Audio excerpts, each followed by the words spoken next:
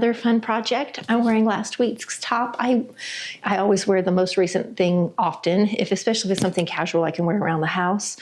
So today we're working on McCall's 7093. This looks like a t-shirt, but it's made out of wovens. Now I had a fabric in my stash that I wanted to use. I'm going to be doing, it's View B. And I want to use the stripe for this panel, but I wanted a plain black to do the back and I think the sleeves, and I'm going to do the pocket. And I could not, I've been looking everywhere for a plain black rayon challis. I've been looking everywhere for a black rayon to go with my stripe, could not find it. I did settle on a poly crepe. So let me give you a little close-up of the fabrics we're going to choose real quick. Hold on. All right, so here's the pattern. We're going to do View B. I just need enough to do this out of the stripe. So I'm going to have lots left over, I think, of this because I have quite a bit. Now, I could also do the sleeve out of it. The thing I like about View B is it has a little bit of a high-low hem. It has the pocket. I think I want the stripe here and the solid all the way around. It looks like the pattern piece actually wraps. So it's not just the back, but it actually wraps around to the front too. We'll pull out the pattern pieces in a minute and look. This is the rayon. It's been washed and dried. I have a feeling though I'm going to like everything in black, other than the accent panel in the front. So this is my front panel, this piece, and everything else is going to be out of this. This is a poly crepe, a very lightweight poly crepe. Now this is for wovens. It does look like it could be a t-shirt, but it's not. Raglan sleeve. I think it'll be a pretty fast sew. I am marrying two different types of fabrics, but they are the same type of weight, so they should be fine. This is one that I have washed and dried this fabric, and it came out great. Some rayons come out like paper when you wash and dry them. This one did not. The main thing is it wrinkles. So this won't wrinkle at all. This will wrinkle a lot, so I will have to come and probably press just that front panel when I go to wear it. Really like the colors in this too. So let's get our pattern prepped. As a rule for myself, I tend to cut an 18 in the neck and the shoulder and then just swing out at the side seam to a larger size. Because this is set up a little different, we're going to have to see how we're going to work on the pattern making. So we're going to check on that next. Exciting news. The side panel is a panel. It doesn't come around from the front, so it's going to be much easier to alter. And if I wanted to, I have enough fabric.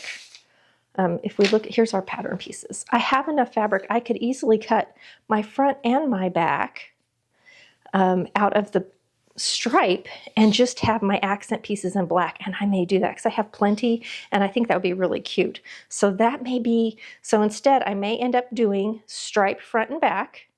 So this would also be stripe with black sleeves, black side panel, and black pockets. I think I may do that. That would be so cute. Okay, let's get our pattern altered. Quit helping.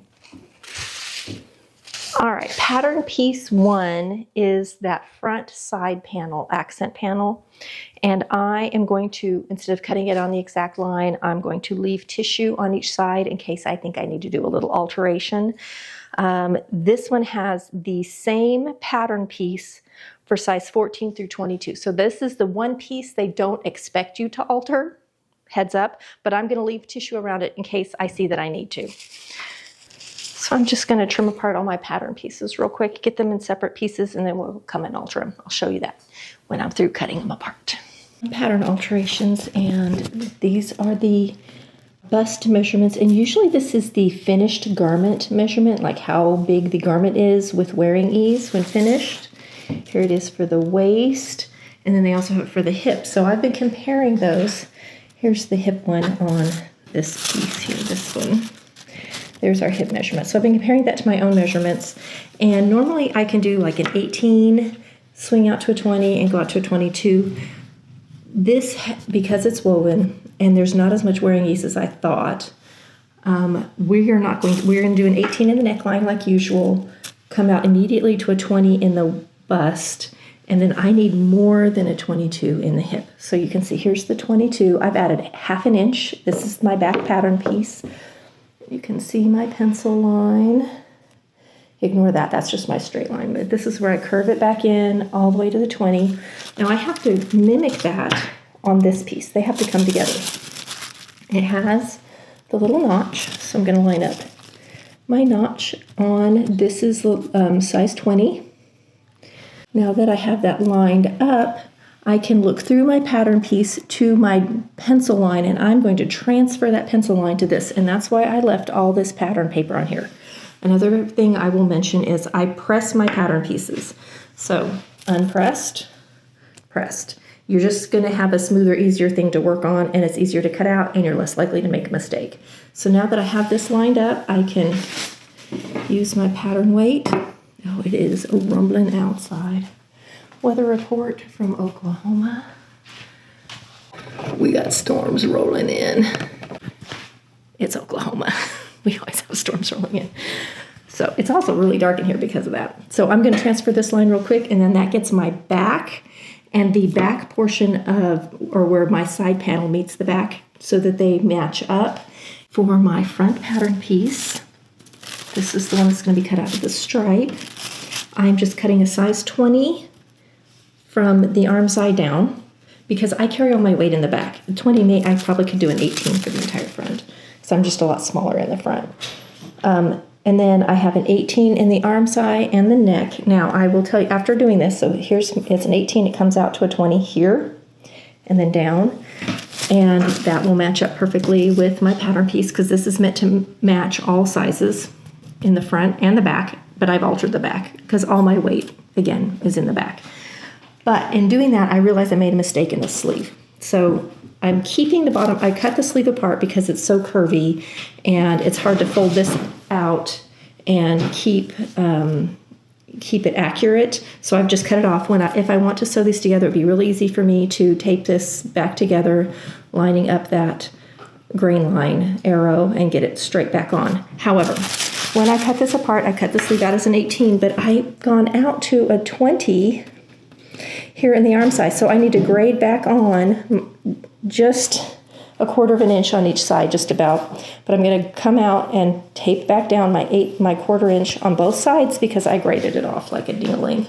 And on the front and the back, I go out to a 20. I have not cut off my back yet, but you can see here's my 20 line. So I've got to have my sleeve just in this area at a 20. So I'm going to put it back on and show you what it looks like. So you can see where I've taped my pattern paper back on, and I can look at the grading and see how far apart they are, and it's just about a 1/4 inch between sizes. So that's what I'm going to add back on. I'm going to lay my favorite little ruler right on that 18 line. What a weird perspective. Okay. And there it is. And then I'm going to come back out and line it up, and I'm going to do that for both sides. So this is what the little amount that I cut off that I really needed to keep. So I'm going to put it back. Before I cut out, we have one more thing to consider, and that's the pocket. Now the pocket is going to, I haven't pressed it up yet, but the pocket's going to go right here.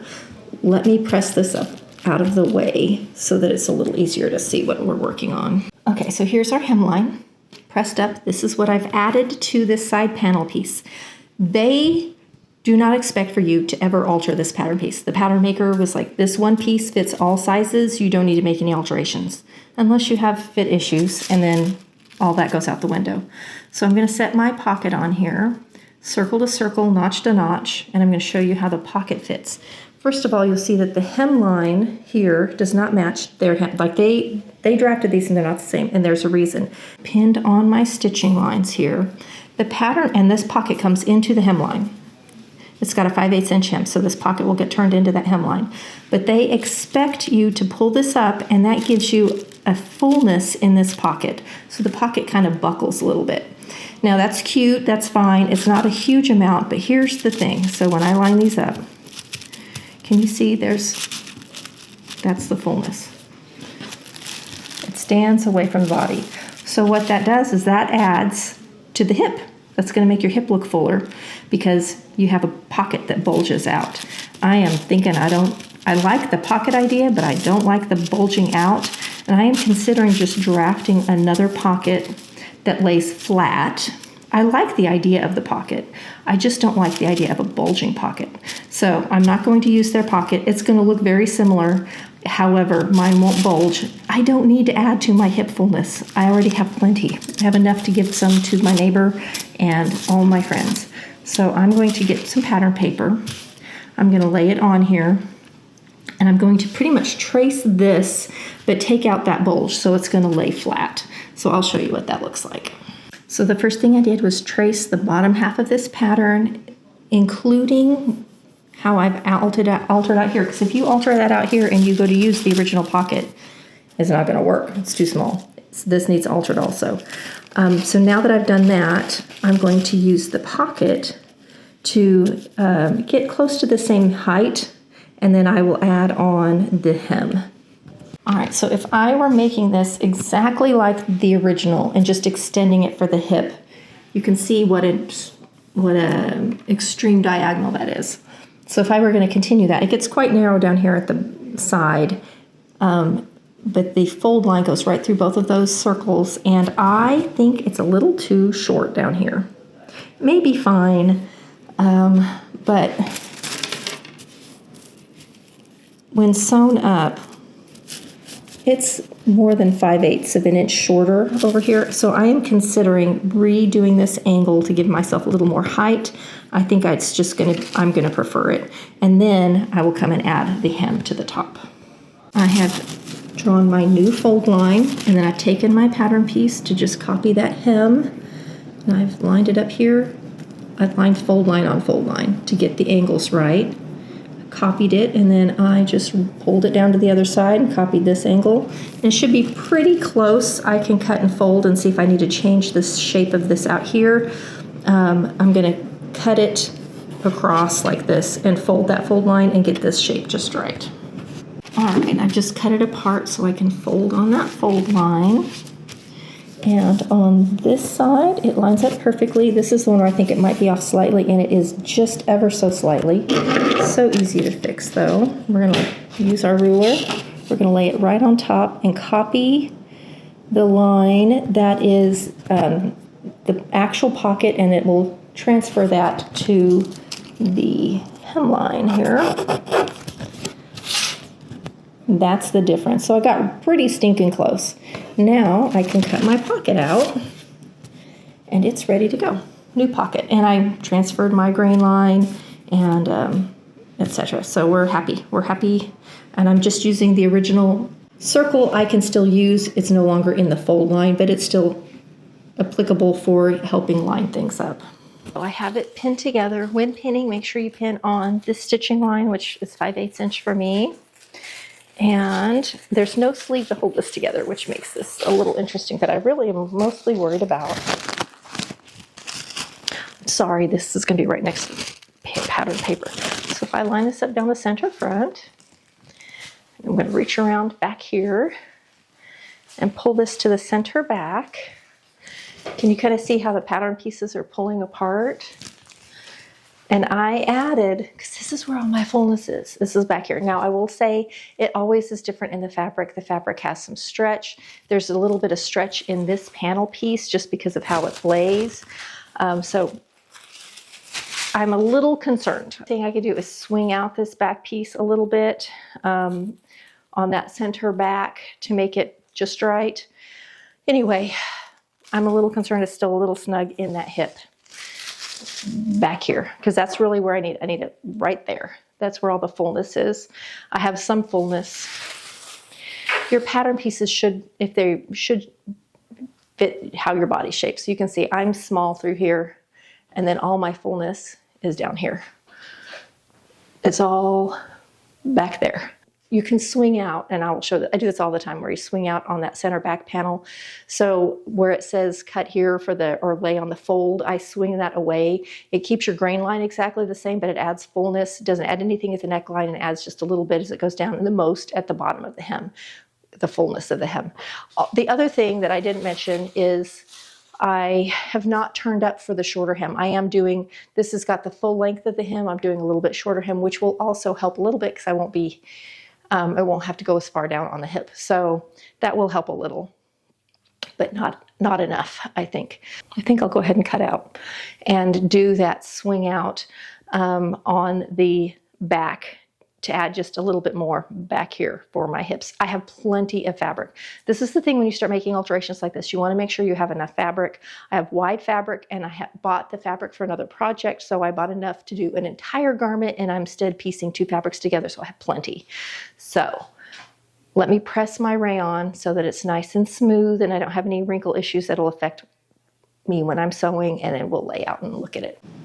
Now, to keep things straight, because we're cutting this out of 2 different fabrics, the front and the back are going to be cut out of the stripe, and these 3, the pocket, the side panel, and the sleeve, are going to be cut out of the black crepe. So now I'm ready to cut. I'm going to cut this out 1 piece at a time. I'm going to go ahead and cut out my back the way I just arranged it. I'm going to roll it up. This piece that is the front is just wide enough across here that I can't get it side by side by folding it just right. I'm going to have to do a little finagling, so I'm just going to cut them 1 piece at a time. I have plenty of fabric, so I'm not worried about not being able to get it out. I'm also not worried about the repeat of the stripe. Like, I don't care if they flip, it's just an up and down stripe, and I'm not matching anything up, so I'm also not worried about that. So I'm going to get both of these cut, and then we'll move on to our black. All right, I am lining up, getting this nice and straight so that I can start cutting out, and it's just so soft. You can just see how it kind of waves and wiggles, and it's real easy to end up with your garment not cut straight, and this is what I do.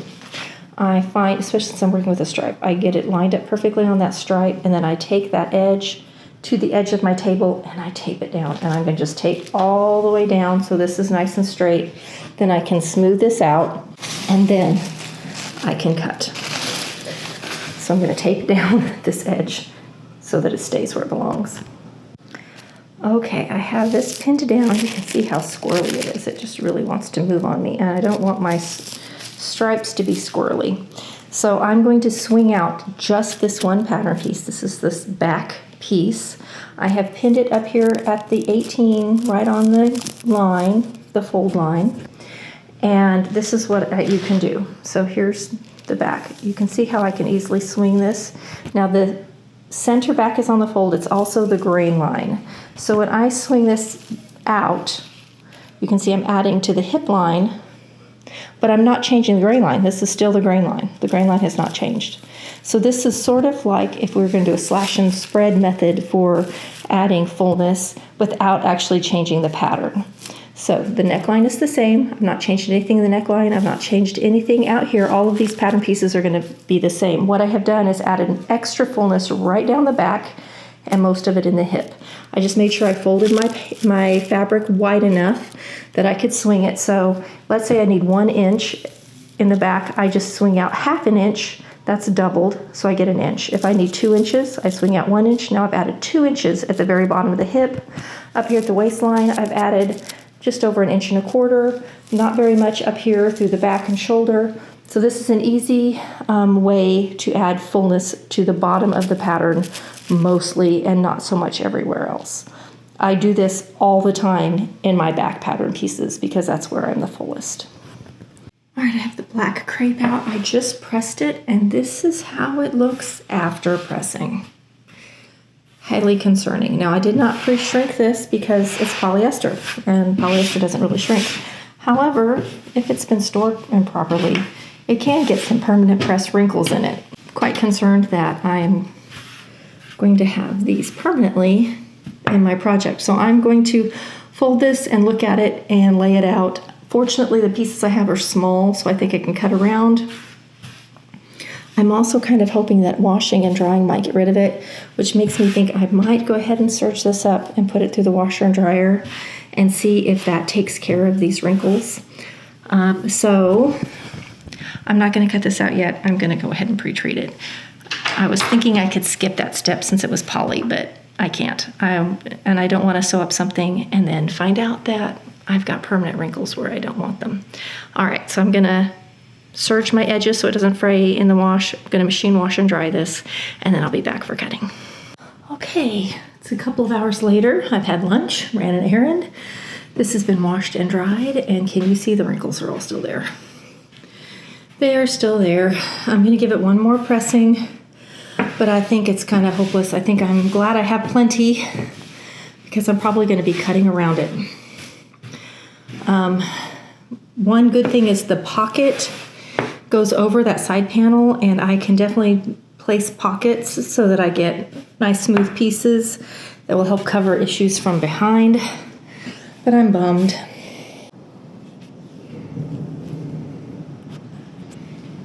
I'm wondering if you can hear all that thunder.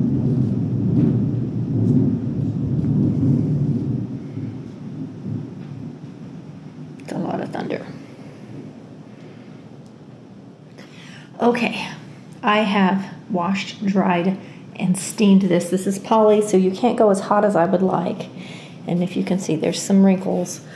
What I did is I misted it and ironed on as hot a setting as I could, and I would let it cool in between moving to go to the next spot in hopes that it didn't allow the wrinkles that are kind of permanently in there to reappear. I got it pretty good. I'm going to cut out right here. I've got some wrinkles, so I'm moving my pattern piece up. I've just got to measure to get everything on grain. So I've got need 2 of these front bodices, 2 sleeves, and 2 pockets, and we're ready to go. I also found there's a little stain. It looked kind of like glue somewhere in the middle there on one side, so I want to make sure I don't get that. It's on that end. Just 2 little spots, but it didn't come out machine wash and going through the machine wash and dry. So okay, we're going to cut these, and then I'm going to stop for today. Okay, since we're having this crazy storm and it's very electrical, I have unplugged my sewing machine, so I won't be sewing until this storm blows through, which will probably be tomorrow. We're supposed to rain off and on the rest of the day, so I'm going to cut it safe, and then we'll be through for the day. Okay, one more thing. You'll notice I did not cut out. There is a bias strip for doing the neck binding, and I don't want to do it in black because it will shadow through. I don't want to do it in the stripe again because the stripes will shadow through in the light areas.